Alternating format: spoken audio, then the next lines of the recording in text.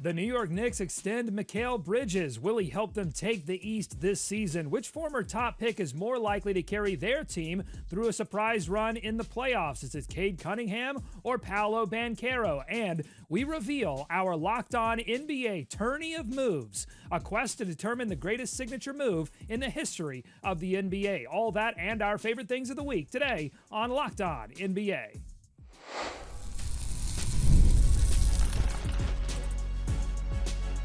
You are Locked On NBA, your daily NBA podcast. Part of the Locked On Podcast Network, your team every day.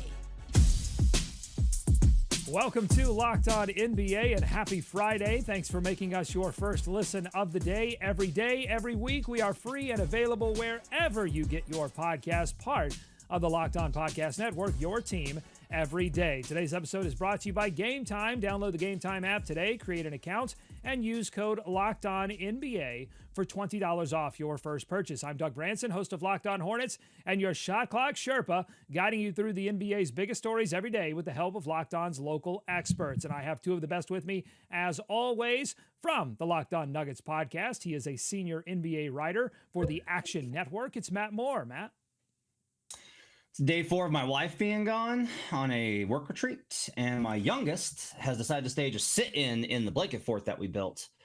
Heck no, she won't go. So we will have continuing updates from the development as the show goes on. I often compare dealing with my baby, my toddler, as dealing with someone that has a bomb strapped to their chest. You're just negotiating with them. We'll get you a helicopter. We'll get you whatever you need. It is it is quite a unique thing. So thoughts and prayers to Matt Moore. From the Locked On Bulls podcast, he's also a Bears and Bulls content creator for Bleacher Report. It's Hayes. Hayes.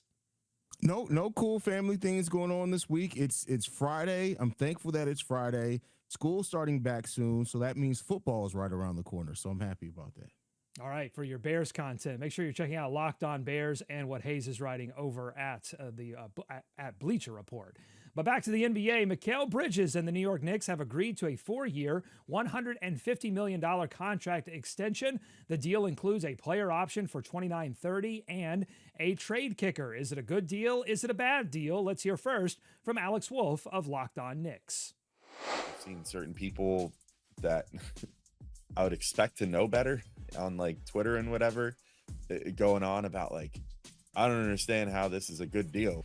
Just in terms of pure dollars and cents, it's a good deal. It's a good deal for a starting caliber player. Say whatever you want about, his performance last year, but he was definitely starting caliber. He had his ups and downs. I think that with a coach that utilizes him a little better on both ends of the floor, hopefully he'll make more of an impact this next year. If he's allowed to go back to being more of an off-ball defender at times, if he's worked into the offense a little more creatively than he was under Tibbs, I think there's a chance that starting this next year, before this extension even kicks in, we go, hey, that was a good extension. Okay, Matt, your thoughts. Is this a good deal for both sides? It's fine. I think it's a touch high. I don't think it's like a drastic overpay. 37.5 AAV, the annual, is my thought process in the current CBA is you need 2 guys at the top making 40 million to 50 million plus. Then you need 1 guy making about 30 million. And then you need like more lower players. I would personally look at OG Anunoby and be like, that's the guy I want in that third slot. I guess the argument from Alex is like 37.5 is good starter money. Like he's a good starter. I don't know. That seems high to me for what you should expect from like a good starter. You're not relying on Mikal Bridges. He's not necessary. He's good. He does some good stuff, but like, what does he do that the Knicks absolutely need? Hayes. Now, under Tibbs, it was like, well, look, you need 5 guys that you're going to play into the ground. So I kind of got it, but would you rather have Mikal at 37.5 per year, or would you rather break that down into more guys with a little bit, with those, all of his diverse skill sets into different pieces and sizes? I think I'd probably go with the latter, but I don't have a huge objection with this extension. Yeah, I mean, I like the deal. I like that he took a little bit less than his max too, left him a little bit of a wiggle room under the second tax apron, which I think is going to be really important for them at the trade deadline. Because I do think that, unless it ends up working out, that they could be looking to move Mitchell Robinson, maybe get something else at that deadline. So this leaves them the ability to aggregate salaries and things like that. So it's smart business on their part. But I like Mikal Bridges for this team. I'm not quite where Matt is, where I think he's not necessary. I think that he brings in some really good things for this team. Now you have him locked in longer than, for example, Hart, who I think he only has 2 years left on his deal. I think that last year is a player team option. So I like the move for the Knicks. My overall question, though, is that I thought more change would be coming to the Knicks roster. It seems like they're really just doubling down on a new coach. A new perspective is going to help them get a little bit further in the Eastern Conference this year, and maybe they're right for that. But just at baseline, the deal, I like the deal for both sides. Well, I guess here's the thing. What's he elite at? He's not an elite shooter.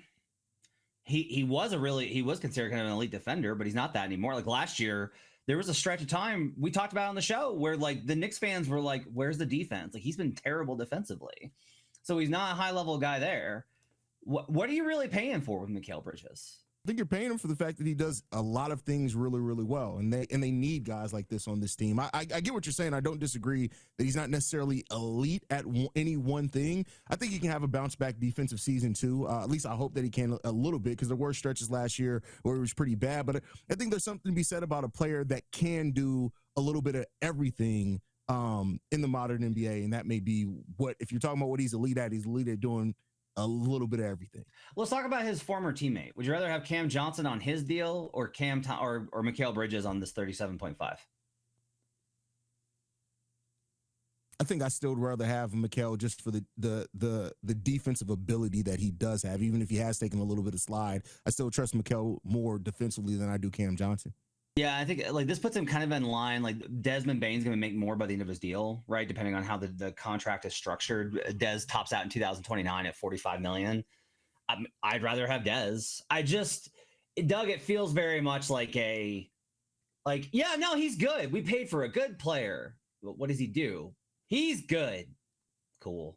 I don't know that I love that roster building approach, but that's more of a personal preference than it is like an objective good or bad thing. Well, I wonder too, Matt and Hayes, how much of this is like sunk cost fallacy, because they gave up a ton to acquire Mikal Bridges. And if they didn't extend him now, you really risk Mikal under a new coach, maybe a new role, actually playing a lot better, which would benefit the Knicks next season, sure. But then, then it could be, okay, you've got to max Mikal. That number could go up to $300 million, and all of a sudden it's double the price, overall. How much do you think, Hayes, that mattered, the sunk cost fallacy of it all for the Knicks, just locking up Mikal here, as you said, under his max, offer? I think that matters a lot. I mean, you gave up a lot for him. That's a great point, Doug. I think what you gave up for him, you couldn't really risk losing him for nothing. Now, they could have looked to try to trade him as an expiring contract, and I think there still would have been some value there, but not nearly the value you gave up for him. So I think you're spot on there. I mean, the other part of this is kind of harkens back to the old CBA, right? Where the idea is you're already locked into Brunson, Towns, and OG through 2028. Towns has got a player option for 2027-28. So if you're locked into those three guys, you're not going to have cap room anyway. And it's better to have Mikal Bridges than not have Mikal Bridges. So you just extend him and you keep him. And then if you got to trade somebody down the line, you trade probably Towns for those multiple kind of components. I will just say that, I'm really skeptical of this roster build with the salary structure component. Because OG's at 45 in 2028. And now Mikal's going to be at 36. Now that $9 million differential, I think, is probably appropriate, right? Like I mentioned OG earlier, we're this is how it should be in terms of the ranking, where it should be Towns is actually making more, but eventually it'll be Brunson, Towns, OG, and then Mikal. That's the order you would go in. I just am skeptical that you can get this done with four guys at that level and then a bunch of bits and pieces, especially with Josh Hart still at 20 million. I'm just skeptical that you're going to be able to fill out the roster the way that you need to under this new CBA. Yeah, Matt, that's the real question that I had off of all of this, which is do the Knicks feel like a final form kind of thing? Because the contracts and the years on them would seem to indicate that the Knicks feel that way, that they just need a few things to break right and they can get further. or is it Mike Brown can come in, help them grow, change, morph into a better contender, or as Hayes was alluding there, they can make some smaller moves around the deadline, move Mitchell Robinson, and make something happen. I think your opinion of this deal is probably going to depend a lot on which of those things you think the Knicks are. Yeah, I think that's a good point, Doug. I also think that kind of part of this is like, look, they were built to beat the Celtics. That's why they added Towns. That's why they had Mikal. If they wanted to switch all, and then they added a stretch five, and then they did it. Now, I don't know that the way that they did it is like, yeah, they proved they have the answers. It was more of just like, Celtics, what are you doing?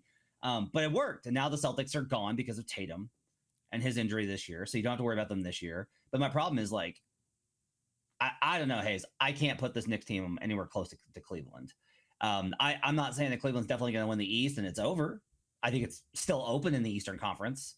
But like, I like the fortunes of the teams that are coming up with more reach and runway, like Orlando, Detroit, Atlanta, maybe somebody that we don't even see coming. I like those teams more than I like this Knicks assembly based off of the salary structure. And I think the Knicks too, like the one thing that really had me concerned about them last year was the record against above 500 teams. Now they went on a great run in the playoffs, and maybe now they can start because they still got Karl Anthony Towns late, right? Like right before the season started. So maybe having a full training camp and things like that, and going off that playoff run, they could build off of that. But I'm not as confident like you, Matt, that the Knicks are absolutely going to like win the East. They have a chance. They definitely have a chance, but I'm not putting them above the Cavs on paper, not yet. All right, let us know what you think on YouTube, youtube.com/@LockedOnNBA, where you can also vote in our Locked On NBA Tournament of Moves. What is that? I'll tell you coming up on Locked On NBA. Plus, later in the show, we're not done doing our Eastern Conference debates. It's Cade Cunningham versus Paolo Banchero, and we're going to hear from Locked On Pistons with more on that on Locked On NBA. Today's episode of Locked On NBA is brought to you by our friends at Game Time. We've all been there, waiting forever for concert tickets to go on sale, only to miss out on the show that you've been dying to see. Buying tickets shouldn't be that stressful. That's where Game Time comes in. Game Time makes getting concert tickets fast, easy, and affordable. Prices actually drop the closer it gets to showtime, and you can save up to 60% with their last-minute deals. Plus, their zone deals pick the best seats in your section for you. No more endless scrolling. You'll even get a panoramic seat view, this is my favorite feature, before you buy, so you know exactly what you are getting. And the best part, the price you see is the price you pay. No hidden fees. Take the guesswork out of buying concert tickets and show tickets and sports tickets with Game Time. Download the Game Time app, create an account, and use code LOCKEDONNBA for $20 off your first purchase. Terms apply. Again, create an account and redeem code LOCKEDONNBA for $20 off. Download the Game Time app today. Last minute tickets, lowest price, guaranteed. More Locked On NBA ahead. Thanks for making Locked On NBA your first listen every day. The Dream Shake, the Killer Crossover, the Finger Roll. What is the greatest signature move in the history of the NBA? Over the next few weeks, we will find out. I'm proud to introduce the Locked On NBA Tournament of Moves. We have selected 32 of the all-time greatest signature moves across the history of the NBA. We seeded them tournament style, and over this summer, you can vote on the best ones on our YouTube channel, on the community tab of our YouTube channel, youtube.com/@LockedOnNBA. And I'm going to try to get them pulled up on the screen using the power of technology and our Canva page here. There we go. So there's NBA Signature Moves Tournament. We have them divided into two divisions of 16, and Matt and Hayes helped me assemble the best 32, but I was tasked with seeding them. So I guess my first question is, how did I do? Do you think that there's a seeding error here? Is there one of these moves that you feel like maybe I rated a little bit too high? What do you think, Matt? Iverson's Killer Crossover being 6 feels low to me. Like, I think that their non-conference, I think the crossover's non-conference tournament performance has been, non-conference schedule was tough enough to get that one higher. Carmelo Anthony's Infinity Jab Step being 9th to me is ridiculous. Like, are we going to remember Carmelo? Like, what are we going to remember? We're going to remember Melo for the hoodie. Like, wearing a hoodie is his signature move and losing in the first round of the playoffs. Like, we can be real about that. Wow. I like that we have Shamgod on there. I'm really glad that we have them on there as the 11th. It's gonna be really interesting to see how the voting goes because some of these moves are very classic, and it'll be interesting to see whether our voting block leans younger, right? Because like a lot of these moves are going to get pushed up by those kind of ones. Choosing one for Kobe, I think, was really tough. I advocated for the Kobe baseline fadeaway, which I think he got ranked appropriately at 4. That to me is always a shot that he was absolutely just lethal at. It is kind of crazy that like Hakeem's dream shake I think arguably, if you ask me like name a signature move in the NBA, I would go to that before even the Skyhook. But then again, Wow. I'm a kid that grew up in the 90s. Yeah, Hayes, what is the one move that comes to mind for you when I introduced this idea? Because we, you know, I didn't come to you guys with the list ready to go. I said I just want to do a list, a tournament style list of the best moves. What was the first move that came to your head? The Iverson crossover for sure. After that, I'd say Skyhook, just because anytime you talk about a signature move, that's like one of the first things that come to mind for me. And I also think that, and maybe this is just me, Manu Ginobili's Euro should be a little bit higher. I think that should be a top at least 4 seed in a bracket, in my opinion. Do we only have one? I got to double check this. Do we only have one MJ appearance on here with the post up fadeaway? Yes. Okay, so I don't know how we can have the Dr. J reverse layup and not have the Jordan switch hand. Yeah, I mean, I think the historical implications of the Dr. J move probably factored in there. I agree. It's tough. It's tough. It felt like every Jordan move was iconic, right? Yeah, I know. And there are only a few players that have multiple moves. And I thought, you know, you guys talked about a lot of the seedings that were too low. I thought maybe Magic's baby hook being at a 3 seed, because he didn't go to it a ton, but it is so iconic. It's one of the most, replayed plays in finals history and NBA history. And so, and I'll tell you too, I'll just give you a little pull back the curtain here, that I think you named a lot of the ones that are mid seeds, and I tended to look for some matchups that would be interesting to talk about. So there may be a few. Now, I didn't mess with the greatest. I think the greatest moves are properly seeded. The 1 seed, the 2 seed, the 3 seed, but some of those mid seeds, I tried to get us some good conversation. So when you're talking about Iverson's crossover versus God's sham God, we're going to have some good, like which dribble move is better. And it brings us to our criteria, which is I developed 4 things, but I'm interested to know if you think that one of them is more important than the other, in your opinion, when you're going to be grading these moves. So here were my 4 criteria as I assembled the list. I thought about branding, how cool the name is, how tight the association is with the player. I thought about the difficulty to guard it. How unstoppable was the move? The aesthetics of the move. How beautiful was that move? And then the impact on the game. So how many copycats did the move inspire? Did it make any changes to rules or style of play? So those were all of the factors that I have in here. Hayes, what do you think about my criteria? What are you going to really value more than anything as you make your selections here in this tournament? I think you're spot on the criteria. I think that's a great criteria. And also one of my own personal criteria outside of because I have a lot of the same ones too, is that my son who's 12 years old and loves basketball, I'm going to show him most of these moves and I'm going to get his reaction from it. So like somebody who's completely removed from these players and just seeing what his reaction and thought is going to factor a little bit into it as well. And plus get to sit down and watch basketball tape with my son. It's always going to be fun to do that. Yeah, my kids aren't as much into basketball. My daughter's pretty good at it, but doesn't want to sit down and watch stuff. So I'm going to take another young person. I'm going to show these to Jackson Gatlin of Locked On Rockets for the first time and have him see what he thinks as a young person. For me, I think the most important things are going to be difficulty to guard and actually how tough it was to replicate, right? Can everybody do it, or does it take a lot of work? Like Hakeem's Dream Shake, man, often imitated, never duplicated. It's interesting. I watched an interview as I was preparing these. I watched an interview with Kareem Abdul-Jabbar, and he's often, and I think he said this multiple times, he's like shocked that people did not copy the Skyhook more. He's like, it's unstopped. No one could stop it. And no one decided to pick up this move in any kind of significant way except his teammate, Magic Johnson, who had the baby hook. But maybe back to a conversation we had. I don't know if I had this conversation recently on Locked On Hornets or on this show, but I think it was on Locked On Hornets when we were talking about Michael Jordan as an owner, which is like the greats have difficulty understanding how great they are at something. And they often wonder, like, why can't they just do that thing like I do it? So maybe the Skyhook is like that. Yeah, I think there's something really interesting there. Jokic does this all the time, which drives me absolutely insane. Of if you try and ask Joker about, because I did sit down with him a couple of years ago about his passes, like this is not a couple of years ago, it was like 6 years ago.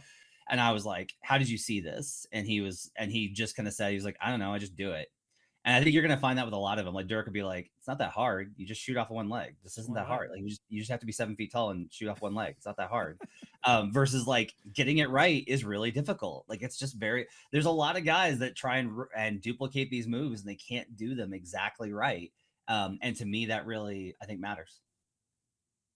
How much do you factor in the fact that like nowadays these players are so talented that there are some moves that can be duplicated, but they don't necessarily have the same impact as the players that originated the move? How much of that do you weigh into that type of thought process, man?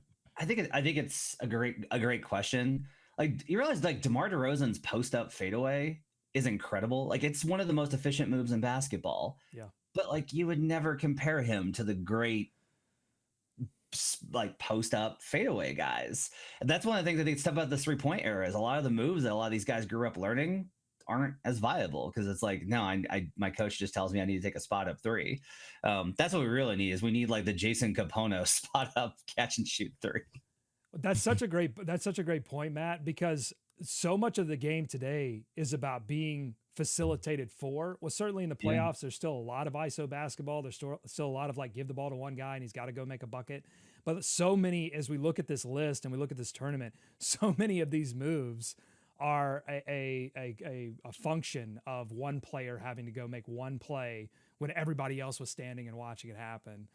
So we just don't get as much of that anymore. So you can actually vote on this right now. I'm going to put the 1 and 16 matchups. But before we do that, before I let people vote on these 1-16 matchups, one of these is Kareem Skyhook versus, and this is a Matt Moore contribution to the tournament, SGA's zombie push-off. Matt, please explain to the people what the zombie push-off is so they can be educated before they make their vote here. Okay, so that thing that he does that you're constantly yelling, that's a push-off, that's an offensive foul in the playoffs, it's actually not. I broke it down over to post on my Substack a couple months ago when I did the case for Shea as MVP. What he does is he uses that top arm. He uses that top of the shoulder, right? Bicep, tricep. That's how he creates it. And then he goes limp with his forearm. Okay. So when he brings it up, there's no extension as he pushes out. There's no actual push off. And the rules say there's an actual video on NBA.com from the official side that said, if you do not extend with that forearm, it's not an offensive foul. That's how he creates that space for him to be able to get to the step back jumper, is he uses that little bump with the top of the arm in order to be able to create that move. And that's why that is a signature move. And Jordan pushing off as he always did, including the shot versus Utah, is not. You cannot whistle what is already dead. If that forearm is dead, you cannot blow the whistle. I love that. All right, so to move on in this tournament, a move must get a majority vote between the fan vote. That'll count for 1 vote. Matt and Hayes will each get 1 vote. So that's 3 total votes. So that'll be easy type. There's no tiebreakers. It's just going to be 3 votes. So get your votes in now on the community tab of our YouTube page, and we will update it 2 weeks from now. We're going to assemble all the fan votes and then start to have these conversations about these moves. So coming up on Locked On NBA, not done talking about the current NBA. We've got some great sound from Kuka Hill of Locked On Pistons. He is rankled about, and not the Locked On NBA Top 100, but a top list on NBA.com that has Cade Cunningham below Paolo Banchero. You got to hear this sound coming up on Locked On NBA.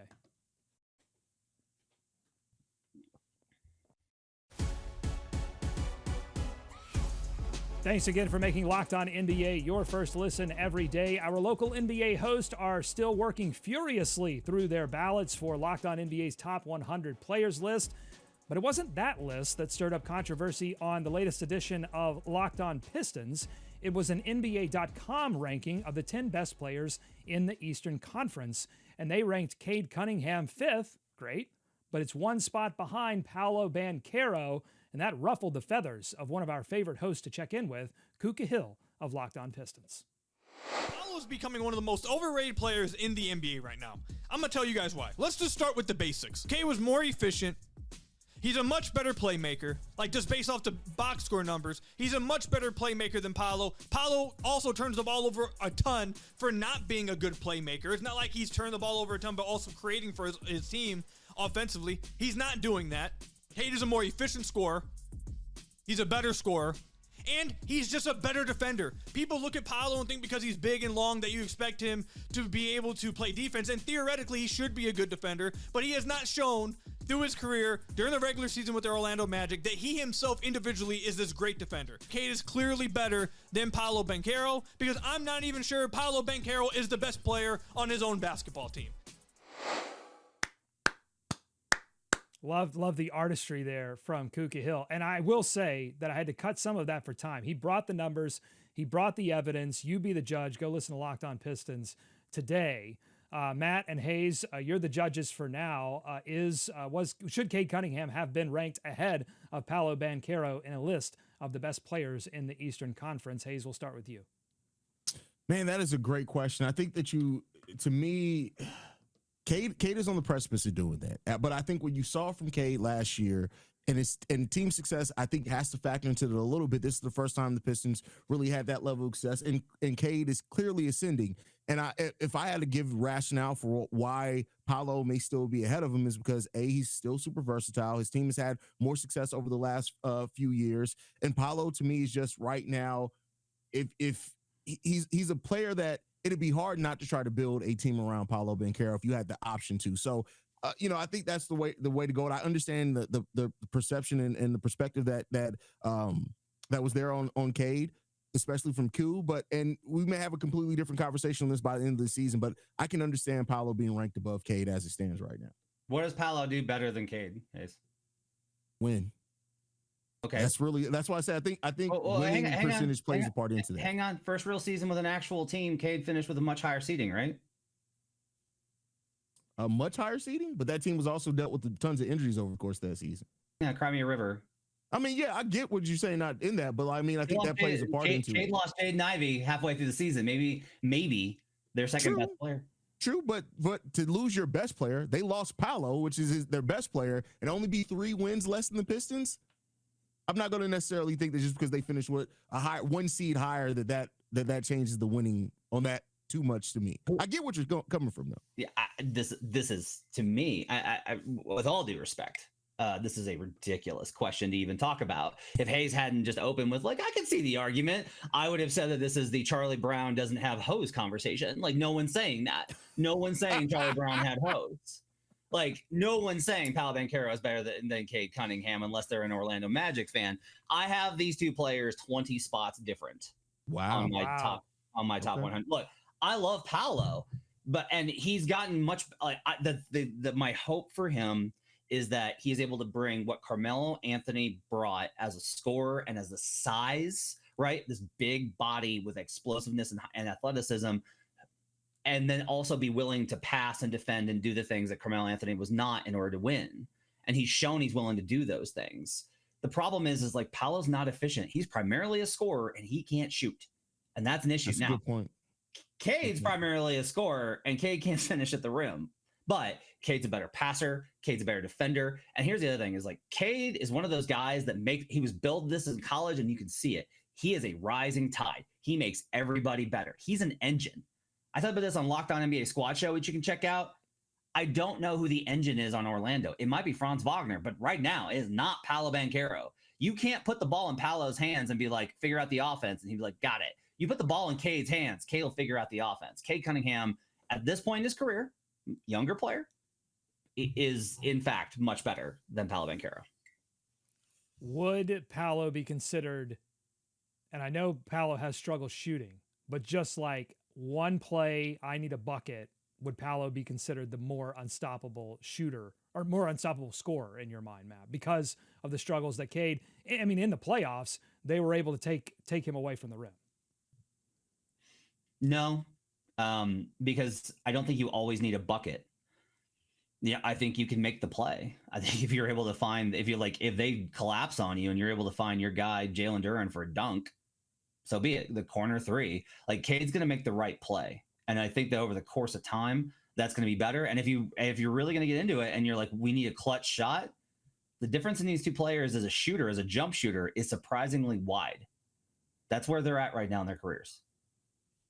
Hayes, are we being too harsh on Paolo's playmaking when you consider that Orlando was just so deficient in terms of shooters? Like, who do you make the play for? Like, I mean, will we have a better judge of him after this season now that they've added a few offensive weapons alongside him? Could be. We could see him take a step as far as a playmaker and a facilitator a little bit, kind of like how we've seen Anthony Edwards continue to grow on that. But the thing is, let's not act like Cade hasn't had some of bad teammates around him over the years too, and he's always been a pretty good facilitator as far as setting up his teammates. So the other thing is, like, I think it's your responsibility as the primary engine, as the best player. It's your job to make the offense better. That's your job. And that's one of the reasons why I get really frustrated when we excuse guys who are inefficient and whose offenses aren't good because they're a volume, high usage scorer. Your job is to make the offense work. You get the ball the most, make it work. That's the job.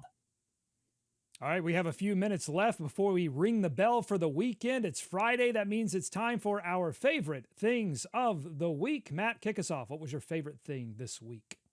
Derek White in an interview shared that the words from Greg Popovich when he was traded from San Antonio to Boston. He told he was being traded, and Pop told him, quote, "Don't worry, we wouldn't we sent you to Boston."